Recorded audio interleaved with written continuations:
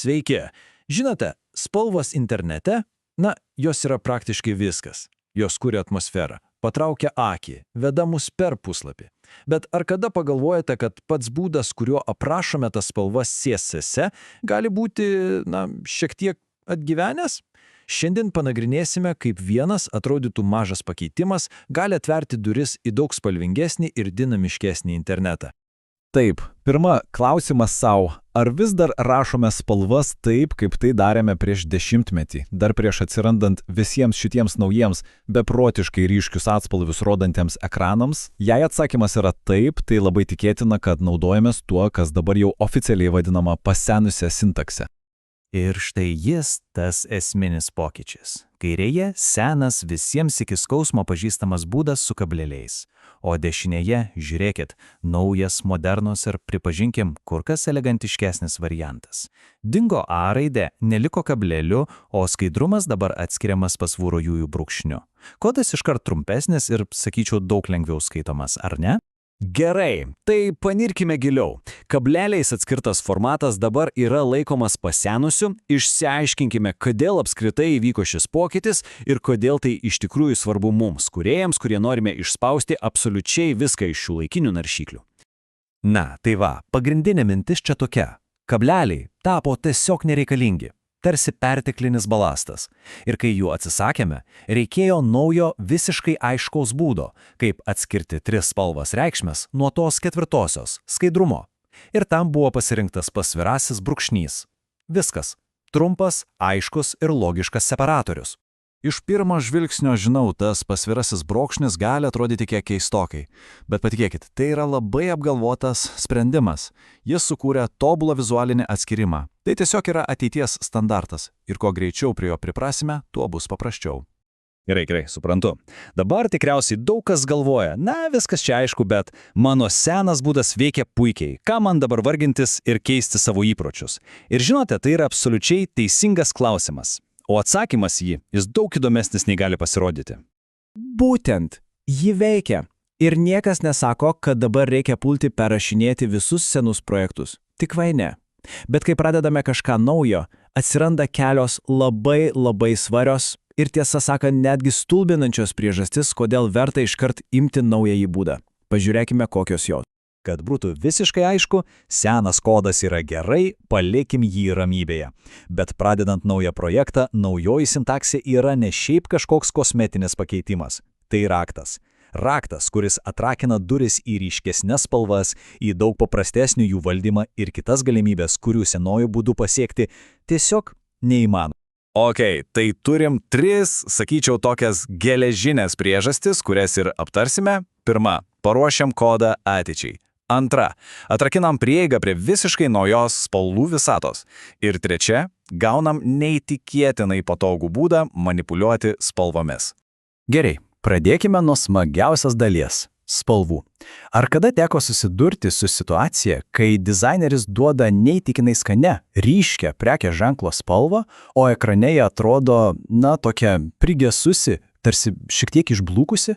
Tai naujoji sintaksė yra raktas į šios problemos sprendimą. Ir štai čia slypi visa magija. Naujos supergalingos spalvų funkcijas, tokios kaip OCLCH ar Lab. Galvokime apie jas kaip apie naujus, pažangesnius receptus spalvai aprašyti, kurie leidžia išgauti daug daugiau atspalvių. Ir esmė ta, kad jos tiesiog nepalaiko senosios sintaksės su kamblelės. Norint jas naudoti, pereiti prie naujo formato yra ne pasirinkimas, o būtinybė. Kad geriau suprastume, kodėl tai taip svarbu, įsivaizduokime paprastą pieštukų dėžutę. 10-mečius internete naudotas RGB spalvų gama – tai lyg standartinė 12 spalvų pieštukų dėžutė. Viskas su ja gerai. O naujosios spalvos erdvės – tai jau profesionalus 72 ar net daugiau spalvų turintis rinkinys. Su juo galima nupiešti nepalyginamai detalesnį ir gyvesnį paveikslą. Ir, žiūrėkit, šis grafikas viską pasako be žodžių. Jei sRGB galimybės laikytume 100%, tai modernios spalvų erdvės, kaip P3, gali parodyti maždaug 50% daugiau spalvų. Tai ne šiaip mažas patobulinimas, tai milžiniškas šuolis į priekį. Praktiškai tai reiškia, kad pagaliau galima išspręsti tą amžiną problemą, kai klientas sako, kad logotito spalva ekrane netrodo pakankamai gyva. Tik įsivaizduokite, kokius neoninius, ryškius, akį rėžiančius mygtukus, fonus ar akcentus dabar galima kurti. Ir kas geriausia, senesni ekranai, kurie tų spalvų nepalaiko, automatiškai parodys artimiausią panašų atspalvį. Viskas tiesiog veikia. Gerai, o dabar antra supergalė.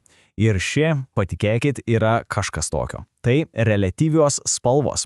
Asmeniškai tai turbūt viena mano mėgstamiausių naujų CSS funkcijų apskritai ir to jau pamatysite kodėl. Įsivaizduokite šį klasikinį kasdienį scenarijų. Turime pagrindinį prekės ženklo spalvos kintamai, tarkim, minusas color brand. Puiku. Dabar reikia lygiai tos pačios spalvos, bet su 50% skaidrumu. Ką darydavom anksčiau? Kurdavom naują kintamai.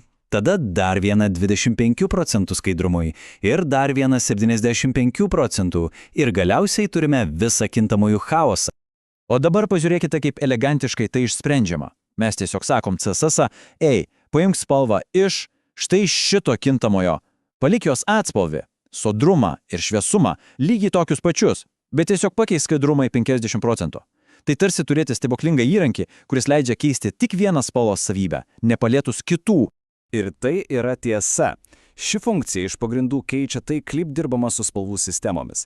Ji tuopą laiką drastiškai sumažina klaidų tikimybę ir kodą padaro nepalyginamai tvarkingesni. Tai vienas iš tų dalykų, kurį pradėjus naudoti, kyla klausimas, kaip mes anksčiau be šito išvis gyvenom. Gerai, tai apibendrinkime, kaip šie pokyčiai paveiks kasdienį darbą. Ir kodėl verta juos priimti ne tik dėl to, ką gauname dabar, bet ir tam, kad būtume pasiruošę ateities CSS naujovėms, kurios bus kuriamos būtent ant šio pamato. Štai ši lentelė viską sudėlioja į vietas. Vietoj papildomų kintamųjų ir apribojimų dabar turime vieną elegantišką eilutę. Vietoj blausių spalvų turime visą spektrą. Ir viskas prasideda nuo to vieno mažo sintaksės pakeitimo, kuris iš tiesų viską supaprastina. Taigi, pagrindinė išvada yra tokia. Kablelių atsisakymas ir pasvirojo brūkšnio priėmimas tai ne šiaip smulkmena.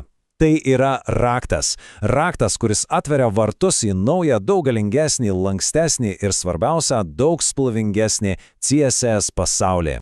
Ir pabaigai, klausimas pamastymui. Kai turime prieigą prie milijonų naujų spalvų ir galime jas valdyti taip lankščiai, kokios kūrybinės galimybės atsiveria? Įdomu, kokias duris tai atvers jūsų projektuose. Tikiuosi, šis paaiškinimas buvo naudingas ir iškvėpė išbandyti šias naujas CSS galias. Iki!